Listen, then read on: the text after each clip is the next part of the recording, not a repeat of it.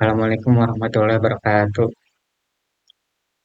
Perkenalkan nama saya Nova Tony. Di sini saya akan menjelaskan materi tentang percabangan dan perulangan pada pemrograman Python. Yang pertama saya akan membahas tentang materi percabangan. Percabangan sendiri merupakan proses pengambilan keputusan berdasarkan kondisi. Percabangan mengevaluasi kondisi atau ekspresi yang hasilnya hanya akan dua, yaitu benar atau salah, atau yang sering kita sebut if atau else. Kata kunci if dalam Python digunakan untuk membuat sebuah pernyataan kondisional. Jika hasilnya true, blok kode di bawah if, maka akan dijalankan. Di sini saya akan memberikan contoh dari materi percabangan. Contoh, jika nilai lebih dari 85 dan nilainya kurang dari 100, maka hasil yang akan ditampilkan adalah nilai A.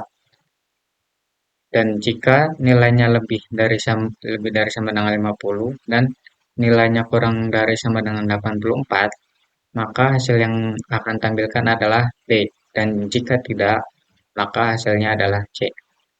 Coba kita jalankan.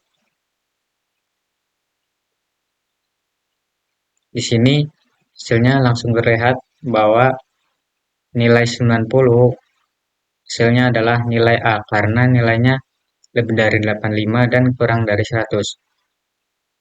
Contoh, kita ganti angkanya ya. Kita ganti ke 55.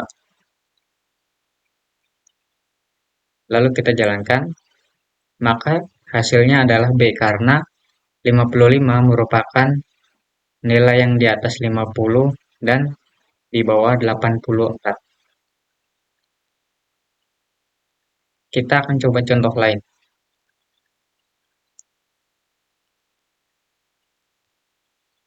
Di sini saya punya materi tentang gaji. Nah, jika gaji lebih dari 5 juta, maka hasilnya adalah gaji di atas UMR. Dan jika tidak, hasilnya adalah gaji di bawah UMR. Dan di sini ada if di dalam if. If yang dimaksud di sini adalah jika gaji di atas UMR dan dia punya mobil, maka dia tidak perlu kredit mobil. Tapi jika tidak, maka dia harus kredit mobil. Contoh, coba kita jalankan ya. Di sini kita memasukkan angka 7 juta. 7 juta merupakan gaji di atas UMR karena gaji yang kita input di sini adalah 5 juta dan dia tidak perlu kredit mobil. Contohkanlah kita ganti gajinya di sini adalah 4 juta. Kita hapus dulu. Coba kita jalankan. 1, 2, 3, 4, 5, 6, 1, 2, 3. Oh, saya kurang 0 berarti di sini. Maaf, maaf. Kita ulang lagi ya. Nah, di sini jelas ya, gajinya 5 juta dan input dari gaji yang kita masukkan adalah 4 juta. Karena 4 juta di bawah dari 5 juta, maka hasilnya adalah gaji di bawah UMR.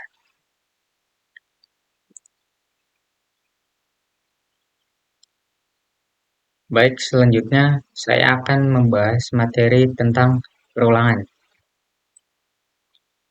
Perulangan sendiri merupakan proses mengulang eksekusi blok kode tanpa henti selama kondisi yang dijanjikan acuan terpenuhi. Dalam Python, terdapat dua jenis perulangan, yaitu perulangan for atau for loop dan perulangan while atau while loop. Perulangan for digunakan untuk mengulang urutan, seperti daftar, tupel, atau string. Perulangan while digunakan untuk mengulang bagian kode sebanyak yang tidak kita ketahui jumlahnya hingga kondisi tertentu terpenuhi. Contohkanlah, ini saya hapus dulu. Kita masukkan for, hitung, in range, lalu kita masukkan angka 5. dan kita print hitung. Coba kita jalankan. Nah, hasilnya adalah 0 sampai 4. Kenapa tidak 5? Karena 5 di sini berfungsi sebagai banyaknya bilangan. Jadi kalau andaikan kita masukkan 6, maka di sini angkanya adalah 0 sampai 5. Dan jika kita masukkan 8, maka angka di sini adalah 0 sampai 7. Kita beri contoh lain. Kita beri di depannya adalah angka 1. Angka 1 di sini itu bukan angka 1,5 ya, maksudnya koma di sini itu sebagai pembatas bilangan. Coba kita jalankan. Nah, di sini bilangannya 5, tapi kok ada 4. Nah, karena kita memasukkan angka 1 di depannya, yang maksudnya itu kita memulai dari angka 1 dan berakhir di 5 bilangan. Karena kan tadi awalnya kan angkanya 0. Nah, karena kita mulainya dari angka 1, di sini hanya ada 4 bilangan. Dan kalau andaikan kita memasukkan angka 2, di sini juga hanya ada 3 bilangan karena ada 2, 3, dan 4. Lalu kita akan membahas tentang while loop atau perulangan while. Kita hapus dulu. Di sini contohkanlah angka yang kita masukkan 1 dan while angkanya itu kurang dari 5 dengan menghasilkan print itu gue kece. Dan kalau sudah kita menggunakan print udah nggak kece. Contoh kita jalankan ya. Nah, di sini kenapa hasilnya tetap gini terus? Karena dalam while itu ketika dia true, maka dia akan berulang. Kecuali dia akan berhenti ketika dia false. Karena angka 1 itu kurang dari 5, maka hasilnya adalah true. Kita hentikan dulu programnya.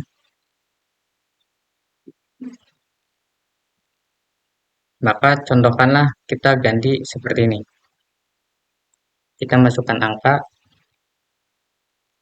tambah 1.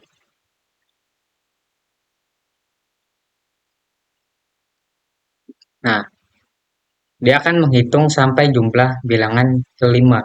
Jadi dia tidak akan banyak. Di sini, nah sehingga di sini yang disebut batasnya. Ketika dia sudah mencapai batas, maka dia akan mengeprint udah nggak kece.